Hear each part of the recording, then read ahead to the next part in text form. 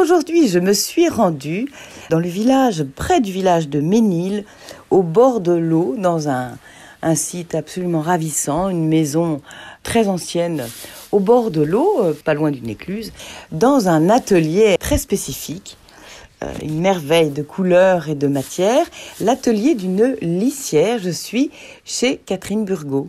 Bonjour Catherine. Bonjour. Alors nous sommes rentrés dans l'antre de Catherine, qui me précise bien sûr que lissière, cela veut dire qu'elle réalise des tapisseries en basse lisse. Alors qu'est-ce que ça veut dire? Je vois un très grand métier à tisser, et Catherine me dit qu'en fait il n'est pas très grand, mais enfin il mesure presque 2 mètres de large. Alors qu'est-ce que c'est qu'une lissière? Une lissière fait des tapisseries et travaille avec des lisses, ce qui permet d'ouvrir, ces lisses permettent d'ouvrir et de fermer la chaîne. Donc vous avez des grands fils qui sont étendus devant vous, en ficelle de lin qui s'appelle la chaîne, qui ne bouge pas de bas en haut, et vous passez de droite à gauche votre trame, c'est ça? C'est la trame, mais ce ne sont pas des navettes, ce sont des flûtes. Je travaille avec des flûtes.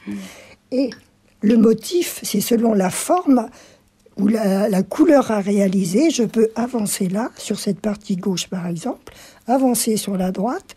Ça ne va pas d'un bout à l'autre. Ah oui.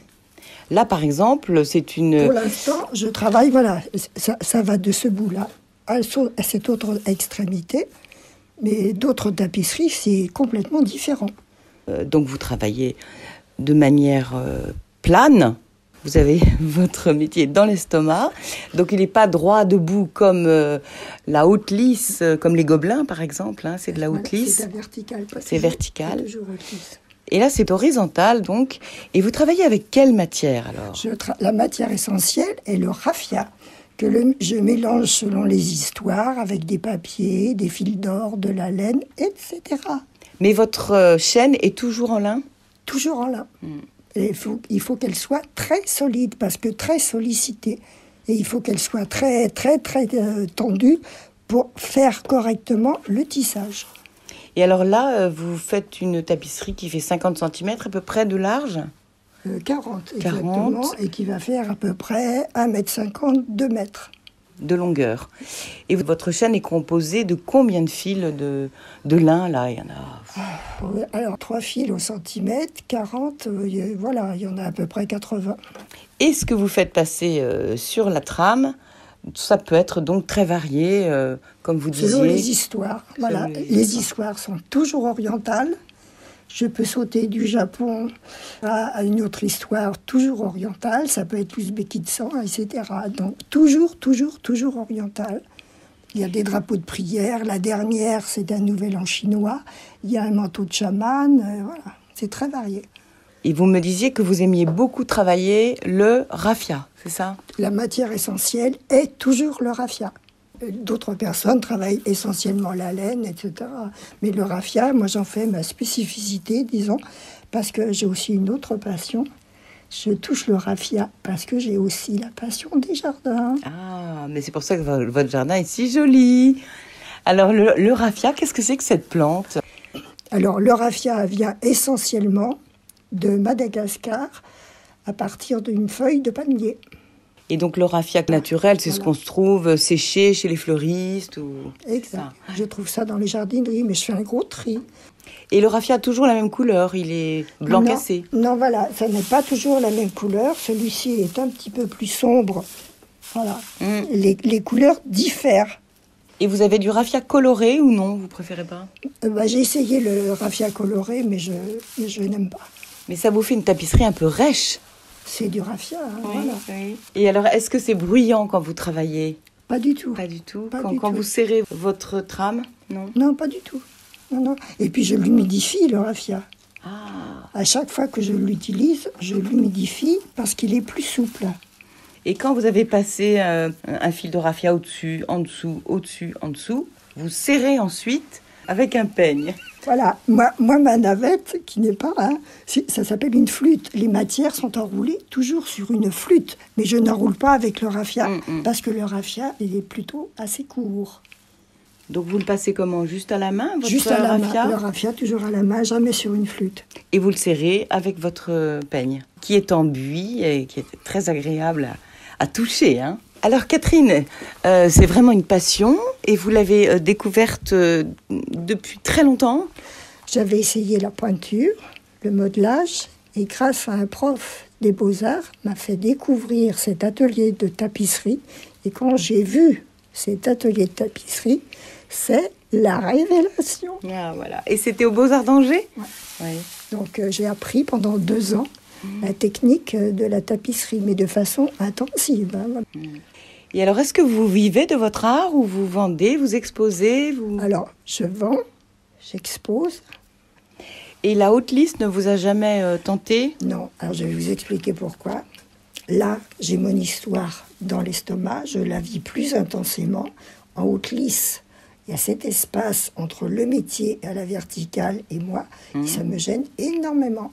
Donc j'ai fait une tentative en haute lisse pour justement éprouver des sensations que je n'ai jamais eues.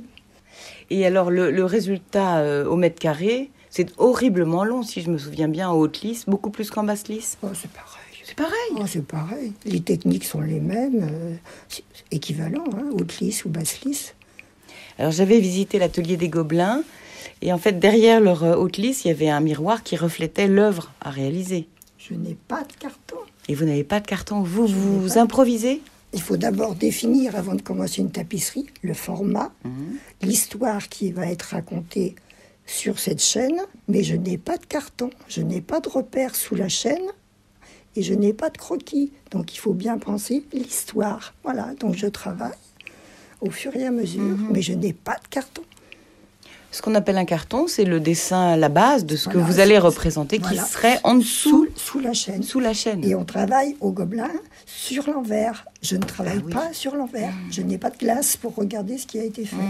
Venez voir mes envers de tapisserie. Alors, nous allons aller voir les envers de tapisserie. Ah, ben c'est parfait, c'est superbe. Bon, il n'y a pas un fil qui dépasse. Alors, dans les tapisseries, il y a aussi du raffia au naturel, qui fait du bruit, qui déborde. Il y a des plumes, des incrustations de jolis boutons. Oh, elle est très belle, celle-ci. Alors, ça vous fait penser à quoi, cette tapisserie? Moi, je pensais à l'eau, mais... C'est un jardin japonais avec son torii. C'est un espace sacré. Donc c'est clos, tout le jardin est clos avec les bambous. C'est un espace sacré. Voilà, je tiens et vous passez derrière là. Oui, pour que j'aille voir jetez l'enfer. un coup d'œil, voilà. Oh là là, c'est ravissant. On dirait des vagues, des petites vagues vertes. Rien ne dépasse.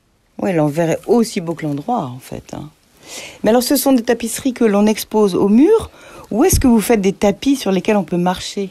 Non, ce sont des tapisseries au mur. Et les tapis pour le sol sont réalisés de la même manière avec la chaîne, la trame et... Ah oui, bien sûr. Et après, on coupe? Voilà, on coupe une fois le tapis réalisé, mais je ne fais jamais pour le sol. Tapisserie murale. Pour ça, c'est mon drapeau de prière. C'est immense, hein, voilà. Drapeau de prière. Alors c'est immense, hein, ça fait je ne sais pas combien de mètres, donc ça se met sur un mât de 3 mètres. Parce que vous êtes bouddhiste? Je ne suis pas bouddhiste, mais j'aime l'Orient profondément. Oui. Mais je ne suis absolument pas bouddhiste. Et vous y êtes allé? À certains pays, oui, la Turquie, Maroc, Tunisie, mais je ne suis jamais allée au Japon alors que je fais des tapisseries concernant le Japon. Mais j'ai fait des expositions au Japon. Au Japon. Voilà. Ah oui. Alors ça, c'est un goulistan. C'est-à-dire? C'est un jardin de roses. En Iran, c'est un jardin de roses, goulistan. Voilà. Un an de travail. Alors la base étant tout en raffia, et puis il y a plein de petites roses, mais c'est quoi alors, de la soie? Alors il y a de la soie, il y a de la laine, voilà. Il y a des soies et des laines qui se mélangent. Et celle-là, c'est pareil, 3 mètres de haut, 1 an de travail. C'est plus africain, c'est marrant. Mais c'est très juste. J'ai fait ça en pensant aux femmes berbères qui travaillent. Certaines travaillent aussi sans carton, donc 3 mètres. Non, il faut être passionné pour faire ça. Nous regardons ensemble les différentes expositions auxquelles vous avez participé. dont certaines vraiment prestigieuses. Il y a eu des expositions à l'atelier de création au Centre régional d'art textile d'Angers. Ensuite, vous avez participé à des expositions collectives régionales énormément. Au Lude, Château des Ludes, c'est ça, à Dents ? Château des Ludes, voilà. Dans les journées patrimoine, j'ai exposé à Livrer-la-Touche. Voilà. Dans cette église, j'ai fait une exposition très récemment. C'est pour ça aussi que j'ai entendu parler de vous, parce que nous sommes en lien à la radio avec Geneviève Culin, qui fait des très belles animations dans son église. Et vous disiez que cette exposition à Livrer-la-Touche, ça a été plein de moments de bonheur. Quelqu'un est venu pendant l'expo jouer à l'harmonium, et le matin, c'était tellement super, on lui a demandé l'après-midi, il est revenu l'après-midi, il y a eu une autre personne dont le père jouait sur cet harmonium, est venu lui aussi jouer, plein de bonheur. Plein de bonheur. Alors sinon, vous avez participé aussi, Catherine Burgot, à des expositions collectives internationales à Madrid, à Pise en Italie, à Fukuoka au Japon, à Barcelone en Espagne, à Tokyo, plusieurs fois donc au Japon, à l'ambassade du Yémen à Paris, à Regard de Femmes, à l'hôtel de ville de Saint-Barthélemy d'Anjou, au parc oriental de Molévrier. Et puis je connais, oui, à la fête des plantes au château du Pin à Chantossé-sur-Loire. Et est-ce que vous transmettez un peu votre savoir alors ? Alors j'ai travaillé avec des enfants. C'était les Pâques instaurés par Jack Lang dans les années 80. Oui, je me souviens. Projet artistique et culturel. Et j'ai travaillé pendant des années avec des enfants d'école primaire. Encore un bonheur. Ah oui. Oh.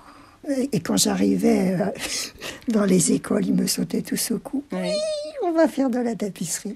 Et alors souvent, je pose la question aux femmes que j'interroge, qu'est-ce qui vous semble le plus difficile dans cet art de la basse lisse et qu'est-ce qui vous donne le plus de joie ?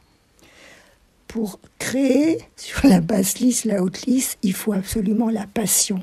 S'il n'y a pas ça, n'insistons pas, il faut faire autre chose. Il faut avant tout la passion. Merci beaucoup en tout cas Catherine Burgot, lissière, de nous avoir ouvert votre atelier, d'avoir pris le temps de nous expliquer cette belle passion. Au revoir.